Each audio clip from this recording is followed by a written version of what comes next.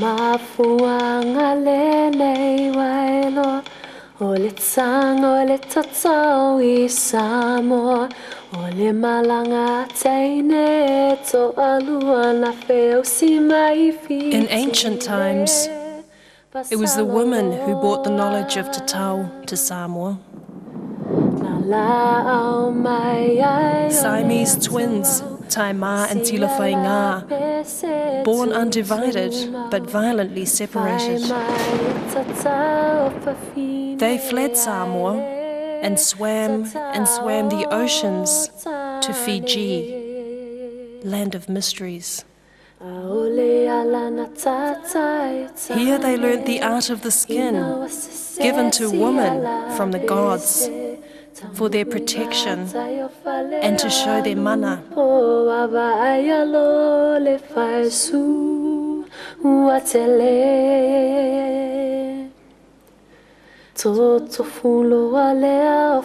They swam back to Samoa with their new gifts of Tatau.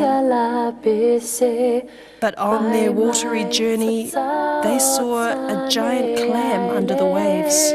They went to the depths of the sea to get the clam, but when they emerged, they were seasick and confused.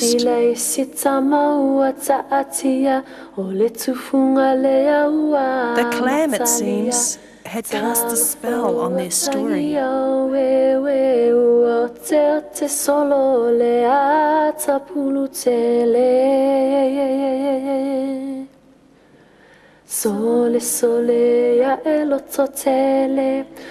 When they reached the shores of Faleolupo, the tale had turned, and by slip of the tongue it was told it was the men who got the main Tatau.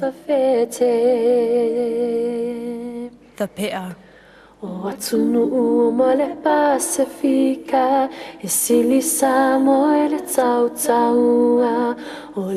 Today in Samoa, this legacy continues, and gender is marked by the art of the skin. Tatau.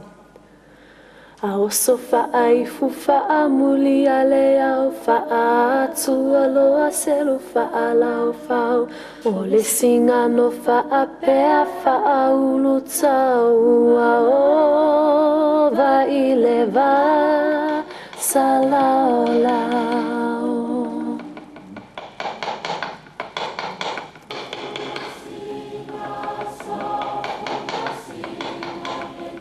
The practice of Tatau has developed with the dawn of Polynesia, first seen in our proto-Pacific ancestors, the Lapita people.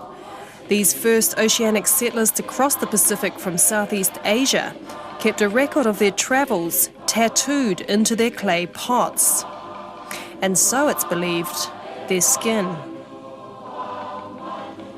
These ancient navigators reached Fiji, Tonga and Samoa, where it's believed the distinctive traits of Polynesian culture was developed. The Lapita patterns now stand as a distant memory of today's Tatau, which has spread from Samoa to the far reaches of the Pacific Triangle. Tatau's function and meaning has been varied in the histories of different island cultures. These marks of mana have been inscribed on bodies for rites of passage, genealogy, spiritual protection, or symbols of social status. I am sure that in pre-European societies of the Pacific, they had the same, they were not just put on for decoration or for artistic purposes. No, I am absolutely sure it was also, the culture was imprinting on you its way of life. You know, how to read its way of life, and the most important things in that way of life. The mana was more than just an artistic thing that you have to show. I mean, if I had an artistic thing, I would like to show it. I would like to sort of show it. People put clothing on it, you hide it. But that's a different concept of art. Ours, as I said, the reason for that was far more important. It was actually considered clothing, and it's still considered as clothing today. Te Tao's common heritage in Polynesia echoes the age-old exchange of materials and ideas of these highly mobile maritime cultures. Te Tao forms in Melanesia often share design similarities with their Polynesian cousins.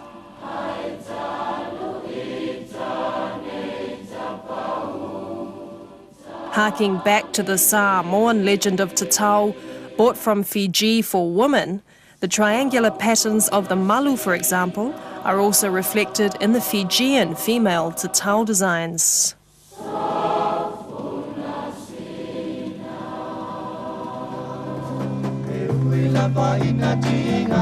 These symbols engraved in ink illustrate the links between our Pacific cultures and also the differences as Te Tao journeyed from island to island.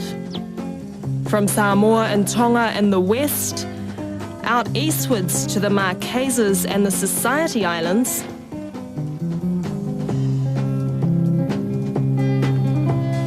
then further on to the Cook Islands and out to the far reaches of the Polynesian Triangle. Hawaii, Aotearoa,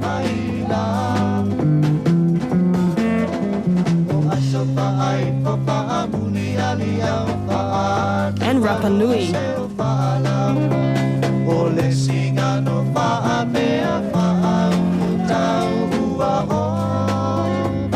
At the apex of the Polynesian Triangle, Hawaii and Aotearoa, you see very, very different treatments of designs, and I think that that has a lot to do with the tools that we use and manufactured to do this. For instance, in this country, a chisel was manufactured and the skin on the face was literally carved. It's moko whakairo, very similar to the way that wood was carved. So that enabled them to produce very, very curvilinear designs, which you also see in the carving. In Samoa, for instance, where they use the ao, which is a comb-like tool, various sizes in that really only permits a very geometric treatment of style. So what you have are blocks of colours and then very, very symmetrical designs taking place. In Hawaii, they have developed a triangular, again, very dense treatment of the designs. Brown skin, you know I love your brown skin. The journey of Te Tao in Polynesia's past has brought us to the new millennial era, where the reasons for getting Te Tao can be as diverse as the patterns people are choosing. Full body tattoos such as the Samoan pea and the malu are not a light undertaking. In New Zealand, there are now Te Tao competitions to highlight the designs and the wearer's ability to understand the social context of these symbols. I would hate to see the malu or the Te Tao just being a fashion statement. What I'm seeing these young people tonight are particularly displaying the roles and responsibilities that go with having a malu or a Te Tao. Malu means to shelter, and that these young women are epitomising what it means to shelter their culture, to shelter their families, and to basically be an ambassador of Samoan womanhood.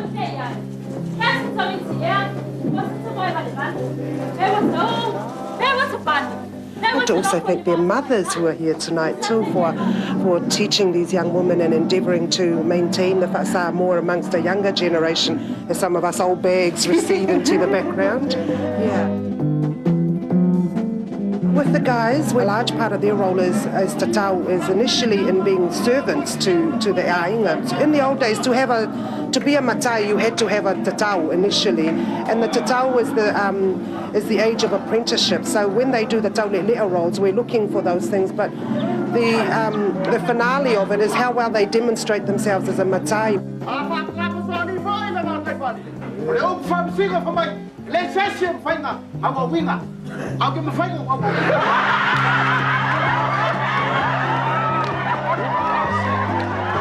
This is why we are doing this, is to give the ultimate help that we can give our young people, maybe for the New Zealand-born Samoans that are proud to be Samoans, but unfortunately have not got the chance to speak in front of people.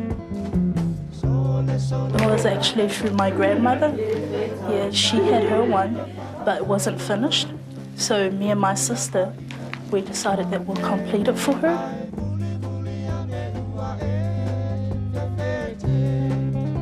you know the Samoan saying that, you know, the women bear the children and the men have to be tattoo. And another reason for that is because they have to share the pain, you know. It's painful to have babies and also painful to have the tattoo. So therefore, when a man, you know, have the bear, it means showing their own, showing their love and their appreciation and, you know, and the devotion to that particular culture with sharing the pain or sharing all the other good things and all the things that can be very painful. I am very intrigued by the malu because most of what is known or what is stereotyped is really the male pi'a. Everyone just goes on about the male pi'a as if that's all we have.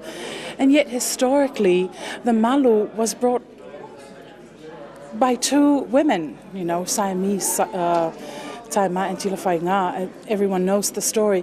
But this whole painful operation, endurance, and that whole saying that e aula inga e laua tamaitai.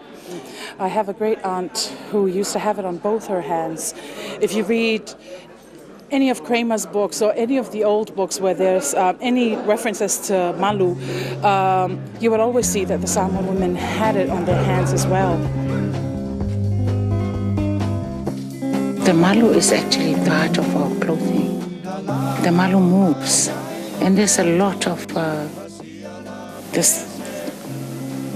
addition put in by the malu to the whole action of especially the dancing or even the preparation of the kawa.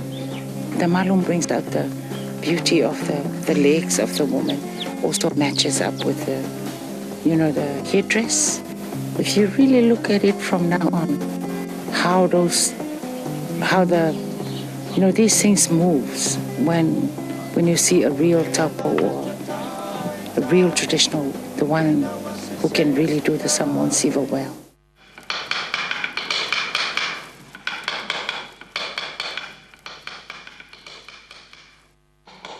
Usola para fazer. Ya ai alo kwarte au ye. Wakat kadiangan kama pape ai lunga yola. When I heard that I had to get my malu done, I ran away to the minister's house because I was scared. But my family came to get me. I had to do this, otherwise my uncle would die. I knew I would be excommunicated from the church, but I did it because I loved my uncle.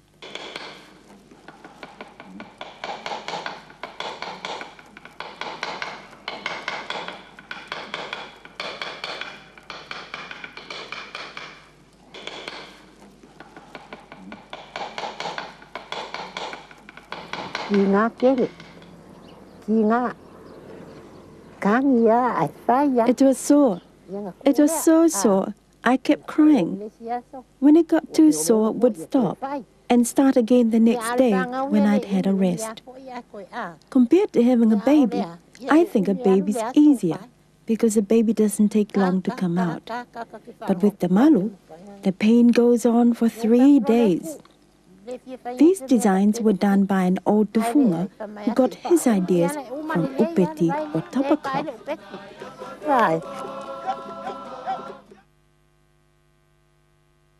Childbirth is nothing compared to getting a malu done.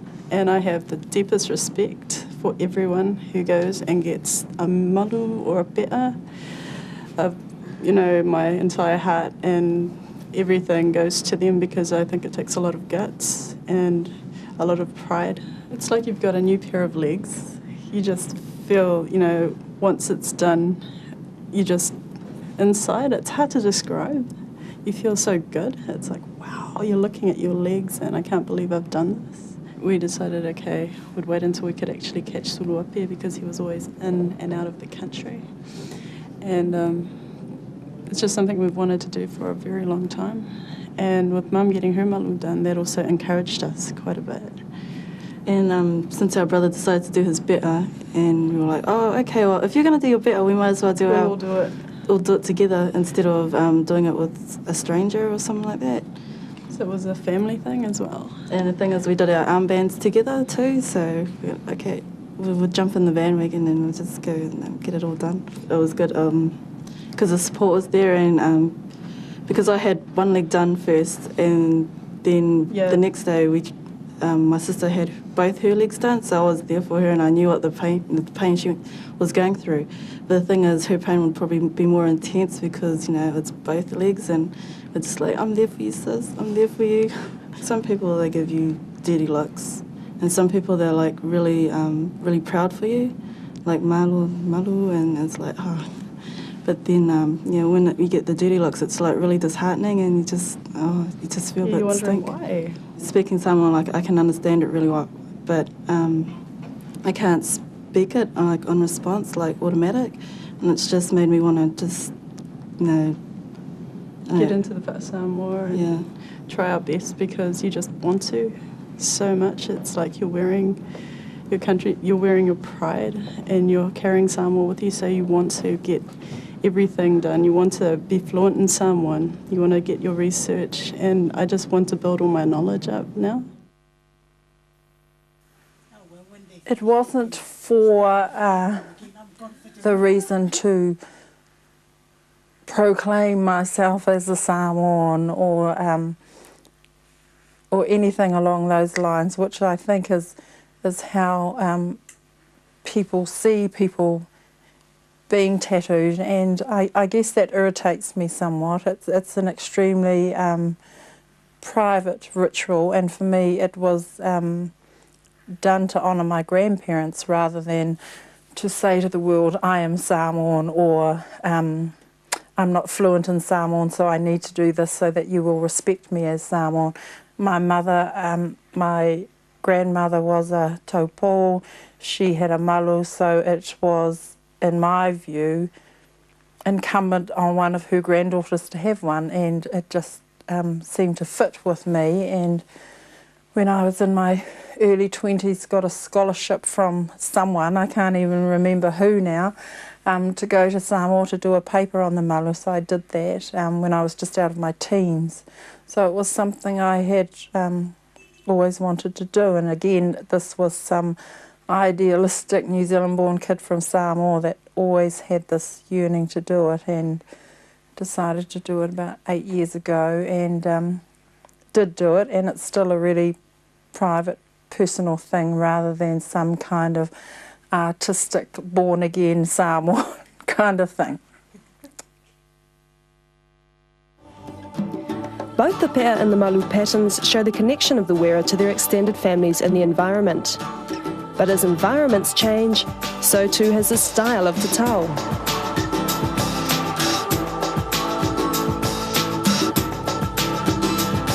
It's a cruel June morning on the edge of the city. It's so damn hot and my neck is feeling gritty. I gotta find something to do, cause if I don't pretty soon, I think I'll go Lulu. Every day seems like the same old thing. I'm conscious of the whole thing about, you know, how you don't have to have Samoan marks to prove that you're Samoan, because you're Samoan, you've got the nose to prove it. But I don't know, I worked with Suluape, and I thought it was a good opportunity just to get etched with his mark, and I really like it, eh? It means even more now that he's passed, just to have, you know, part of his artwork on my body, so really happy with that one. I think it's something to do with identity. They're growing up here and they hear a lot about Samoa, and they can't go to Samoa, and they want to show people that who they are and what they are. But in actual fact, every little motif means something. And if you know how to read music notes, and that's how I use the designs to make up a combination for a story for someone.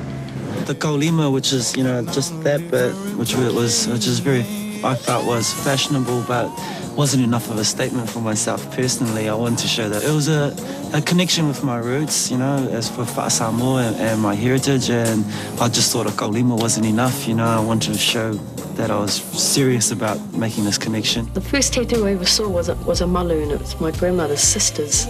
So I was brought up with tattooing in our family, it's always somebody's had one. A lot of like the tattooists in the studios, they didn't have anything that reflected me or where I came from.